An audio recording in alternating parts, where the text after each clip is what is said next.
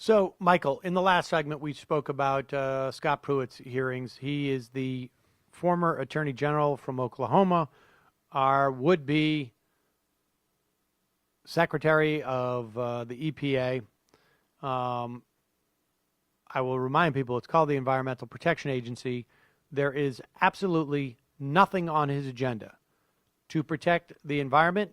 His agenda is fully and I think unabashedly, I mean, I don't think he runs from this, to roll back and protect the corporations, the fossil fuel producers that are in any way inhibited by the EPA. I mean, I don't even think that's his. I don't even think he attempts to hide that. Meantime, almost while he was going through his hearing, Tom Price was getting, in my mind, just devastated by Senator Al Franken, among others, in his hearing. And not simply, and look, we had talked about this on the Majority Report. The Trump administration, or I should say transition team, has supposedly kept him at arm's length, Tom Price, in the development of their replace plan for Obamacare. And I'm using air quotes because it's a joke. They don't have one. That's what makes it much easier to keep Tom Price away from it. Tom Price, of course, has his own plan. He didn't want to go into this hearing flaunting it, as it were. And, of course, there was very few questions allowed, and there was very little time. I think 7 minutes per senator was all that was granted in this hearing.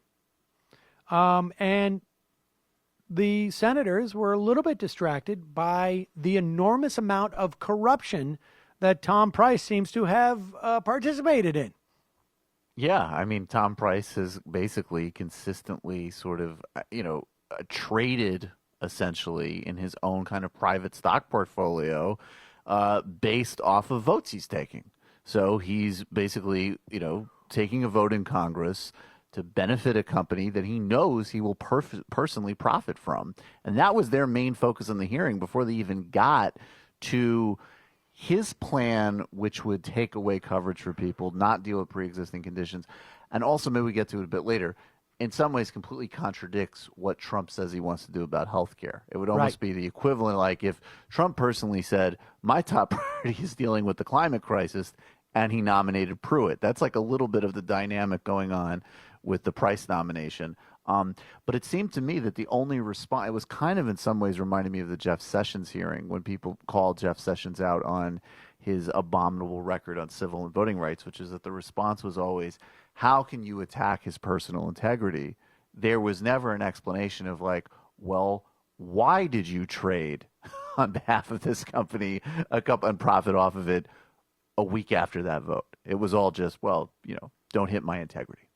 What was really interesting is that in terms of this question of Tom Price and his the stock stuff, is that Price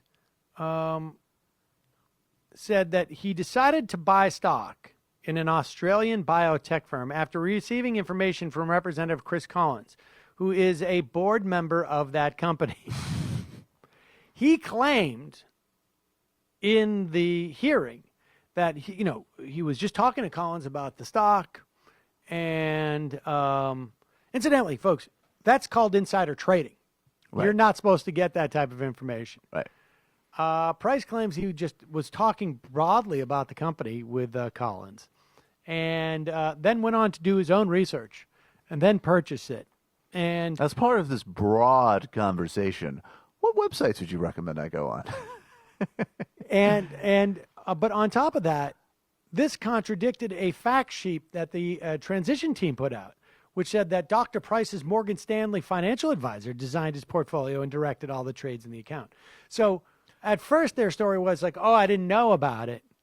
Then when it became clear that Price had talked to Collins about it, he said, well, he didn't tell me to buy the stock. He just told me about the company, Zimmer Biomet. And then I looked it up online, or I did all sorts of different research, and then I bought it because I thought, hey, this is a company that I could, in a week, make a vote to help this company out. Now, of course, he didn't say that second part, but that's what he did. That's quite literally what happened. I mean, it was also the approach that he used just in the sort of general's question that Senator Franken asked him about owning money in tobacco industry, which is, hey, I have people who do this for me, and I'm sure you do, Senator, and I have no idea. Now, ethics experts say the Price could be subject to the 2012 Stock Act, which it bans insider trading by members of Congress. And if he received non-public information from Collins or others prior to purchasing the stock, he could be in trouble. But that remains to be seen.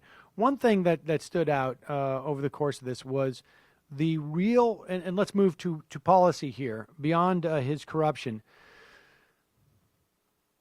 We started to see the outlines of how they're going to try and lie to the American public. And the problem with this is that, particularly when they're sitting there with people who actually know what they're talking about, the problem is, and we just have a minute here, is that when they start talking about things like risk pools and whatnot, it sounds like mumbo jumbo to, I think, average American citizens. But there was one exchange where Rand Paul was talking about how it's really important to drive down the cost of insurance, to have risk pools. So if I have 4 people, that's not as good as having 100,000 people. And if I have 100,000 people, that's not as good about having a risk pool full of 1 million people, because that means that some people, the number of sick people will be paid for by the non-sick people, essentially. And during the middle of that exchange, or at the end of it, Al Franken, when it was his turn to speak, said, you know what the best risk pool would be? Would be Medicare for all. And Tom Price had a small smile on his face, realizing that, we should never go down this road again, talking about the efficacy of risk pools. And by the way, that is the difference between Rand Paul and Tom Price. I am quite sure that Rand Paul did not understand what had just happened. Tom Price saw that they gave away the store. Yes, that was a classic libertarian moment. For every debate I've had with a libertarian, it sounded exactly like that, where he says, 100,000 risk pool is better than 1 million risk pool. Or he says, it's not as good as 1 million. Million is better than 100,000. Well, how about 100 million, 200 million? Well, then we're Cuba.